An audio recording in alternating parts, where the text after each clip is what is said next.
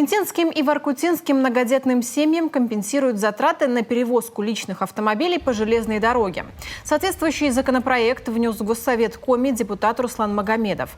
Такая мера поддержки, по словам парламентария, поможет многодетным семьям из Воркуты и Инты серьезно сэкономить на летнем семейном отдыхе. Сейчас отправляться в отпуск на личном автомобиле для жителей этих городов крайне накладно из-за того, что само авто сначала нужно перевезти на поезде в Сосногорск. Для платформы на сегодняшний день это выходит проезд Воркута-Сосногорск 25 и обратно тоже где-то 25 тысяч. Когда много людей семья, они же кроме Москвы еще едут по своим направлениям. Когда на автомобиле им удобно, где-то остановились в гостиницах, там тоже отдохнули и едут, путешествуют на море, а также выезжают. Там это экономнее гораздо, чем на билетах по железной дороге.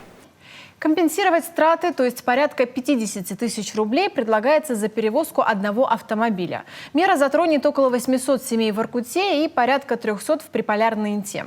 Из республиканского бюджета на такого рода поддержку по предварительным подсчетам необходимо будет выделить около 13 миллионов рублей. Законопроект рассмотрят уже на ближайшей сессии Госсовета. Она, напомним, состоится завтра.